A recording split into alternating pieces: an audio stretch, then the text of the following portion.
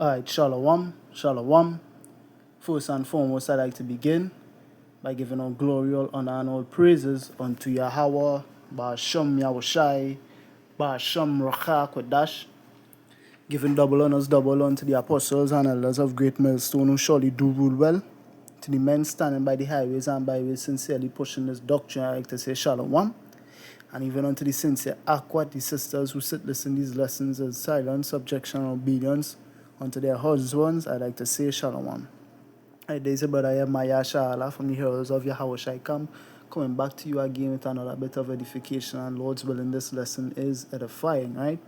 Topic for today, word of the day, March 5th, 2026, deem. It's a verb. What it means, deem is a somewhat formal word used when someone comes to think something or to have something as an opinion after some consideration, right? The covering bridge was closed to automobile traffic for the winter because town officials deemed it an hazard to motorists, right? Did you know if you feel a sense of doom when you ask to define deem, we're here with some details for your dome. Sense 7. While today deem is used generally as a synonym of consider, as in a movie deemed appropriate for all ages, its origins are more formal, coming specifically from the realm of law. The oldest meaning of deem, which comes from the Old English form demand, relative of dom, meaning doom, is to sit in judgment upon, as employed by Edmund Spenser and the Fairy Queen, as Dawn side 6 judges were disposed to view and deem the deeds of arms that day. The sense was obsolete by the early 17th century, and other senses, including to expect or hope, have come and gone, but deem's use overall has never dimmed. In fact, today most common meaning of to come to think or judge something, to consider, also has been in use since Old English and is still deemed quite common. Going in the etymology,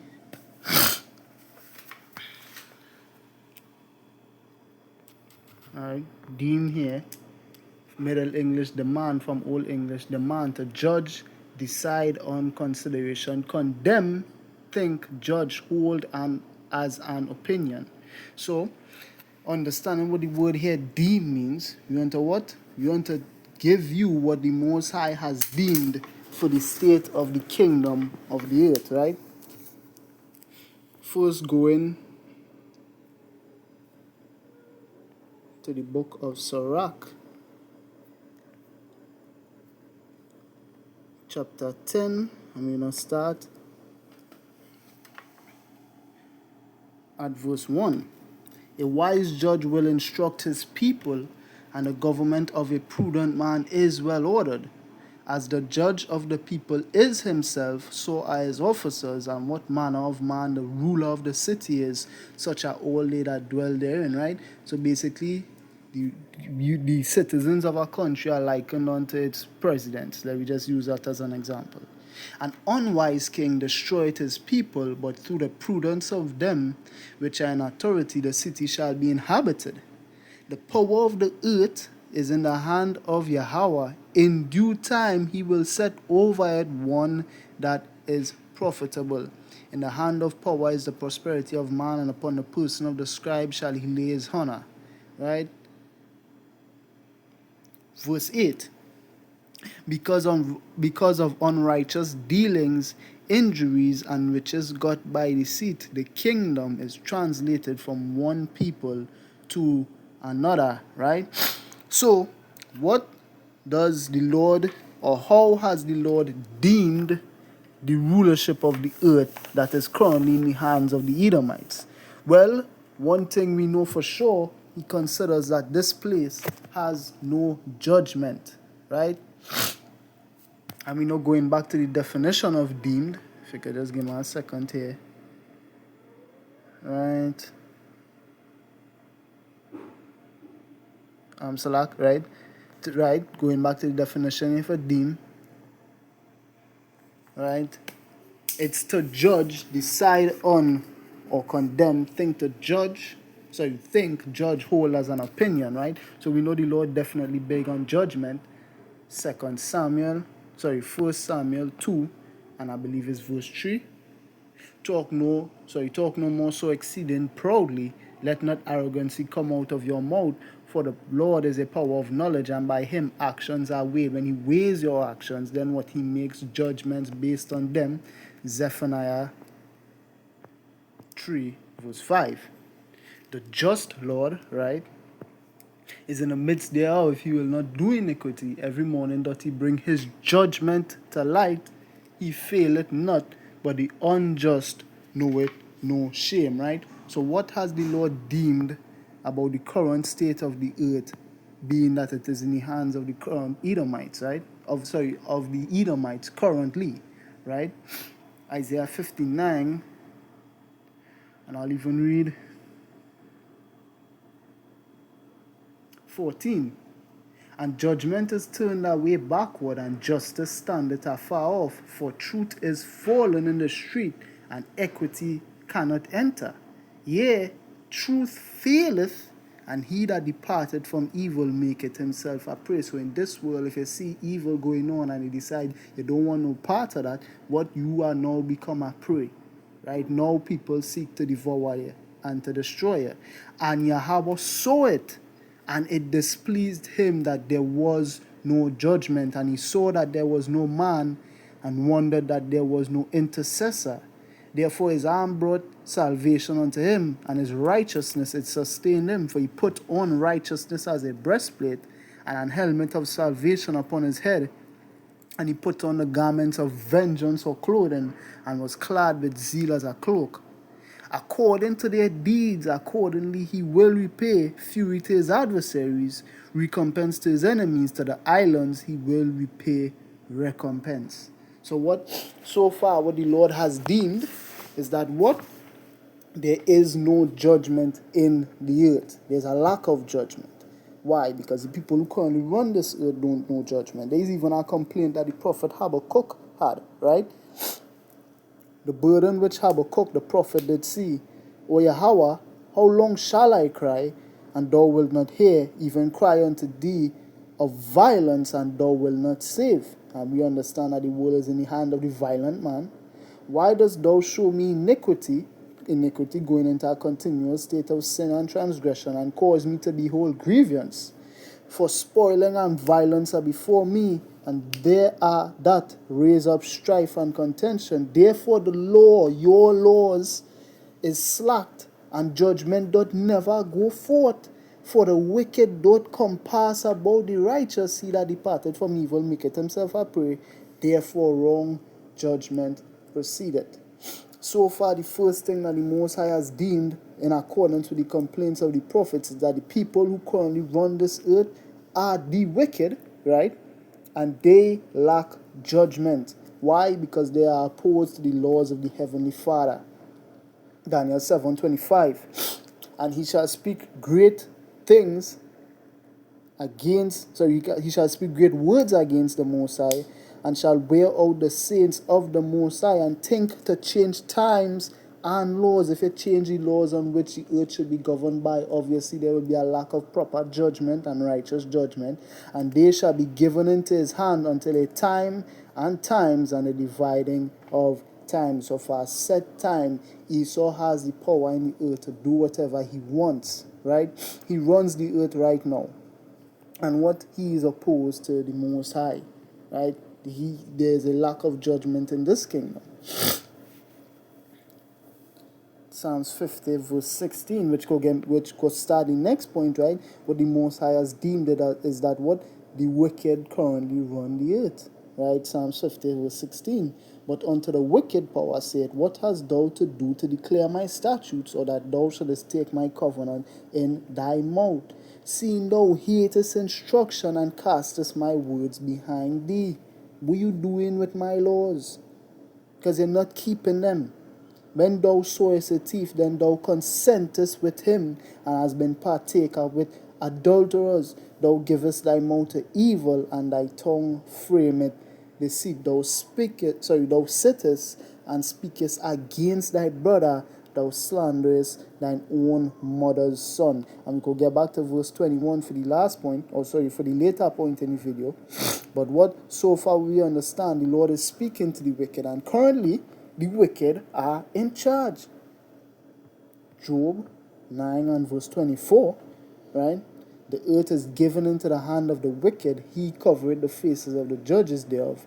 If not, where and who is he? And ultimately, we know is the power, again, as that Sirach 10 and 8, the power of the earth is in the hand of the Lord, and in due time he will set over the earth one that is profitable, right? Because what we know, the power to set up the kingdom and to bring down the kingdom is in the hand of the Lord, and to give the kingdom over and to take the kingdom from whoever's hands he has it in. Daniel 4 and 17. This matter is by the decree of the watchers, and the demand by the word of the holy ones, to the intent that the living may know that the Most High ruleth in the kingdom of men, and giveth it to whomsoever he will, and set it up over it, the basis of men.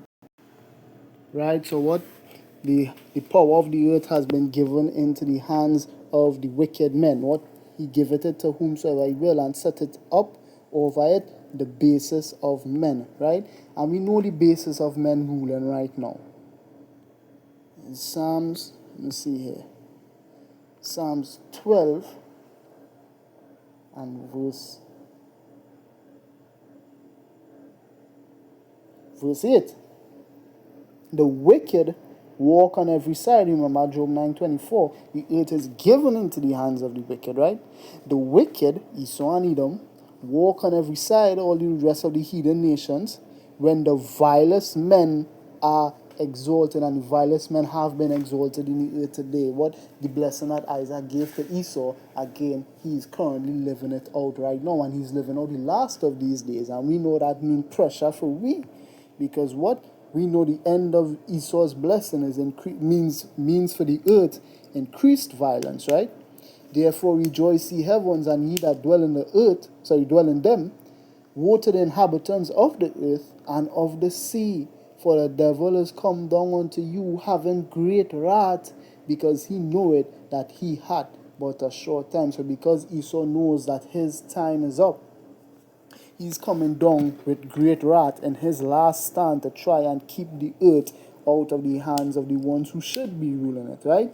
Why? Because he is wicked. He is opposed to the Most High. 2 Thessalonians 2, we're going to read from verse 3. Let no man deceive you by any means, for that they shall not come except there come a falling away first, and that man of sin be revealed, the son of perdition, who opposeth and exalted himself above all that is called power, or that is worshipped, so that he as power sitteth in the temple of power, and shewing himself that he is power. So what? He is completely opposed to the Most High. Be that as it may, and seeing as thou would not keep the commandments of the Most High, but is ruling the earth that the Most High created, the Most High has deemed that your days should be numbered, right? You are going to be taken out of the way. There's let me see, verse 7, right? In fact, I'll continue reading from verse 5. Remember ye not that when I was yet with you, I told you these things, right? And now ye know what withholdeth, that he might be revealed in his time, right? I have made Esau bare. I've uncovered its secret places. There's no way that he could hide himself. For the mystery of iniquity doth already work. Only he who now let it will let. Who's the he here? Yahweh. He's allowing these people to live. He's allowing these people to have the thought, their inward thought, right? Is that their houses should continue forever. Let me read that real quick, right? But that perfectly add into it, right? He who let it will let. The Most High is allowing you to rule. Psalms 49:11. Their inward thought is that their houses shall continue forever, and their dwelling places to all generations. They call their lands after their own names. All generations. Wait, is it Exodus 14? No. Exodus, let me see here. 16? No. Yes, no. I just had to look for that one. Shalakia.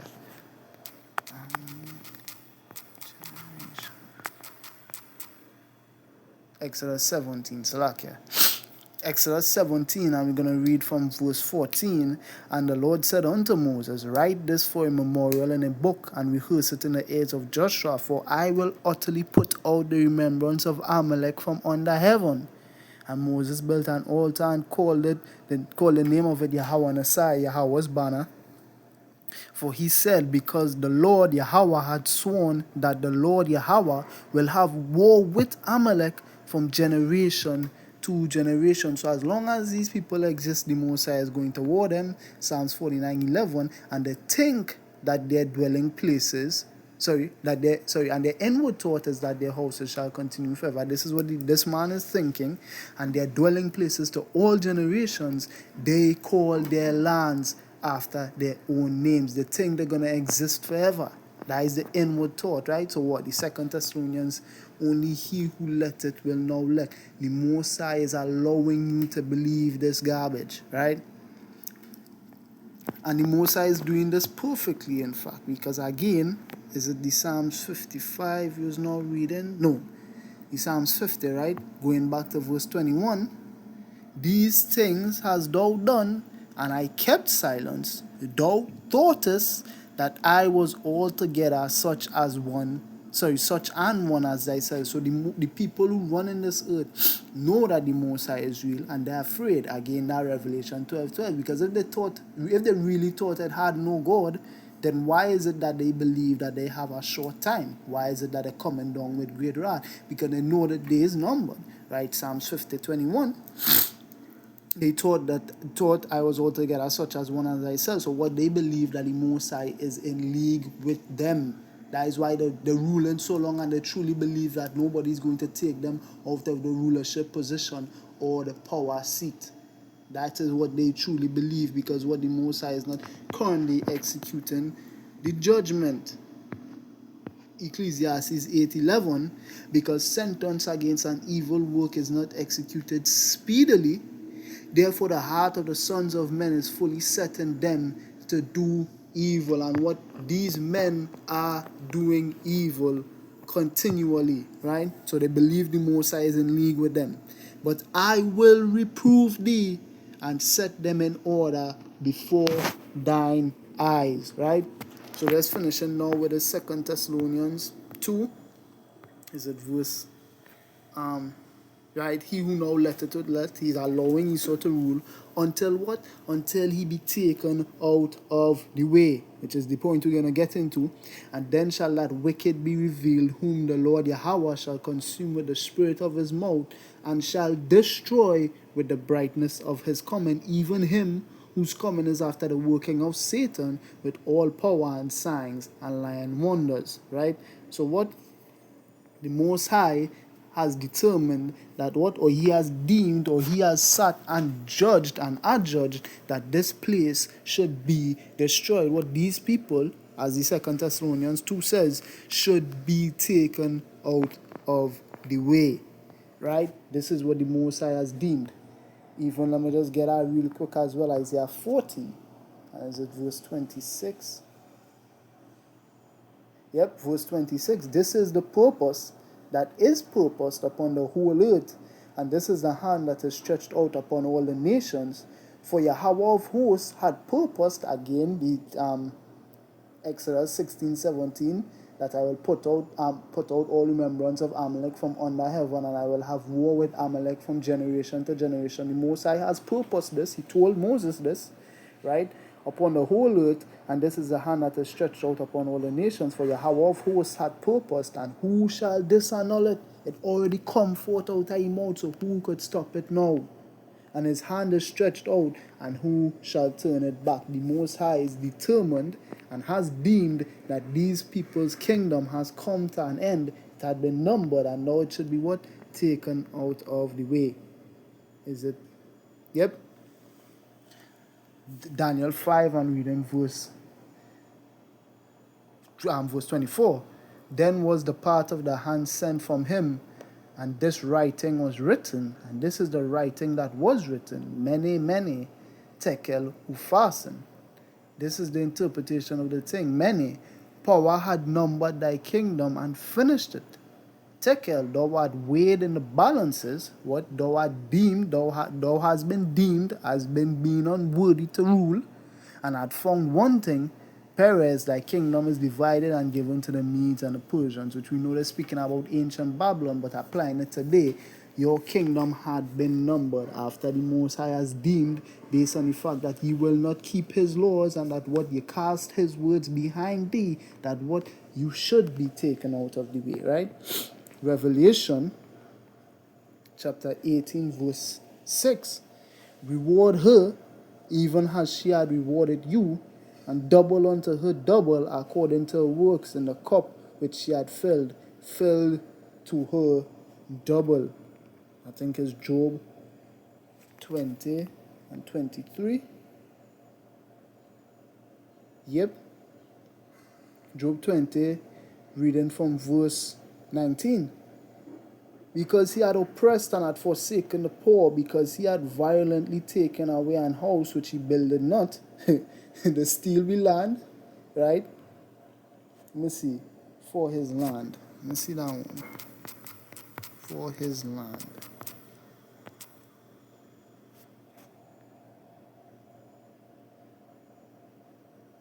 Yep. Joel 2 and 18.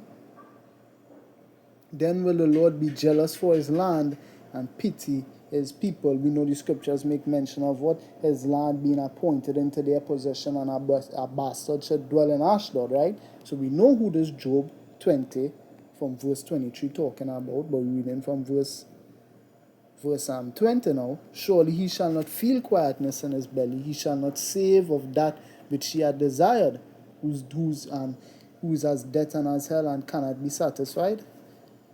Verse 21, there shall none of his meat be left, therefore shall no man look for his goods. In the fullness of his sufficiency he shall be in straits, every hand of the wicked shall come upon him. When he is about to fill his belly, when he's about to finally accomplish his plan, his great dastardly and devilish plan, the Most High shall cast the fury of his wrath upon him, and shall rain it upon him while he's eating, which we know. Verse 24, he shall flee from the iron weapon, and the bow of steel shall strike him through. It is drawn and cometh out of the body, yea, the glittering sword cometh out of his gall, terrors are upon him. So what? Right? Yeah, you could well go. In fact, we even read to the end. Strike him through the missiles, right? It is drawn and cometh out of the body, yea, the glittering sword. I will whet my sword in heaven, right? Deuteronomy 32, from all verses 32 going down, right? It even say what the sword of the Lord, fatness. Sorry, fatness. Isaiah 34, 6. The sword of the Lord is filled with blood. It is made fat with fatness, and with the blood of lambs and goats, and with the fat of the kidneys of rams. For the Lord Yahweh hath a sacrifice in Bozrah, and a great slaughter in the land of Idumea. So we know where the Lord pointing his sword towards. And even when I talk about bow of steel shall strike him through, we know he also has his arrows, 2 Ezra 16, right? All darkness shall be hid in his secret places. A fire not blown shall consume him. It shall go ill with him that is left in his tabernacle. The heavens shall reveal his iniquity. The earth shall rise up against him. What will ye do, or how will ye hide your sins before power and his angels? 2 Ezra 16:66, right? And the earth shall rise up against him. Is the nations of the earth set to rise against this man to take his kingdom out? Right? The increase of his house shall depart, and his goods shall flow away in the day of his wrath. This is the portion of a wicked man from power, and the heritage appointed unto him by the Most High Yahweh. Right? So what the Most High has deemed that Esau's kingdom should be judged, and that it must be taken out. Right? Isaiah 13. I'm going to read from verse 17. Behold, I will stir up the Medes against them, which speaking about Russia, which shall not regard silver, and also gold, they shall not delight in it. Their bows also shall dash the young men to pieces, the missiles, and they shall have no pity on the fruit of the womb. Their eyes shall not spare children. And Babylon, the glory of kingdoms, the beauty of the Chaldees' excellency, shall be as when power overthrew Sodom and Gomorrah. It shall never be inhabited, neither shall it be dwelt in from generation to generation, neither shall the Arabian pitch tent there, neither shall the shepherds make their fold there. But wild beasts of the desert shall lie there, and their houses shall be full of doleful creatures, and owls shall dwell there, and satyrs shall dance there. And the wild beasts of the island shall cry in their desolate houses, and the dragons in their pleasant palaces. And her time is near to come, and her days shall not be prolonged. The Most High has deemed that this kingdom must be taken out. It must. Jeremiah 51 verse 8. Babylon is suddenly fallen and destroyed. Howl for her, take balm for her pain. If so be she may be healed. We would have healed Babylon, but she is not healed. Forsake her, and let us go every one into his own country, for her judgment reacheth unto heaven, and is lifted up even to the skies. Verse 10, the Lord hath brought forth our righteousness. Come, and let us declare in Zion the work of Yahweh of power. Make bright the arrows, gather the shields. Yahweh hath raised up the spirit of the kings of the Medes, for his devices against Babylon to destroy it. This is what the Most High has deemed. These people should be destroyed because it is the vengeance of Yahweh, the vengeance of his temple. So what? These people's kingdom going to be taken out. And ultimately, right, if we're going back to the Sirach 10 and 8, right, to close, because of righteous dealings, injuries, and riches got by the sea, the kingdom is translated from one people to another. So if he has deemed, right, that this people should not rule the earth, who has he deemed should rule the earth? Well, ultimately, Isaiah 9 and verse 6 tells you, for unto us a child is born, this is a prophecy speaking about Yahushua, unto us a son is given, and the government shall be upon his shoulder, and his name shall be called Wonderful, Counselor, the Mighty Power, the Everlasting Father, the Prince of Peace. All these names or ranks or titles that Yahushua holds, right?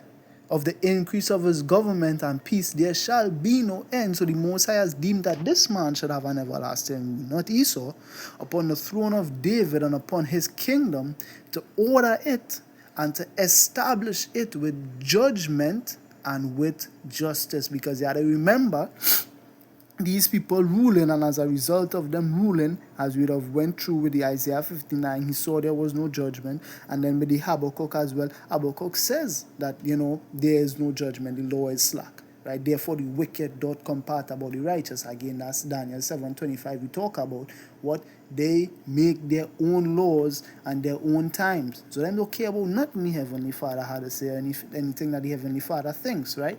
So what the Most High has deemed that this man should do, because he's going to establish it with judgment and justice from henceforth, even forever. The zeal of Yahweh of hosts will perform this. So what the Most High actually wants to put this man in rulership because he deserves it.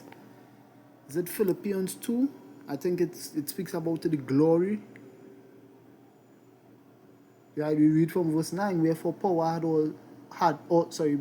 also had highly exalted him and given him a name which is above every name, a rank above all ranks, onoma in the Greek, that at the name of Yahushua every knee should bow, of things in heaven and things in earth and things under the earth, and that every tongue should confess that Yahushua Mashiach is Lord, to the glory of Yahweh the Father. I just want to read that in a translation, and I'm going to bring one more closing precept.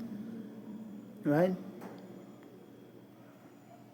Reading Philippians 2 from 8.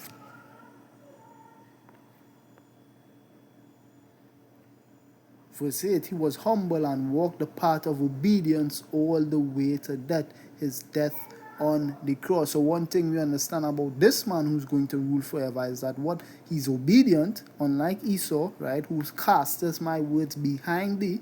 For this reason, the Most High Yahweh raised him to the highest place above and gave him the name that is greater than any other name. And so, in honor of the name of Yahushua, all beings in heaven, on earth, and in the world below will fall on their knees and will openly proclaim that Yahushua Mashiach is Lord, to the glory of Yahweh the Father. So what the Most High has deemed that this man should rule.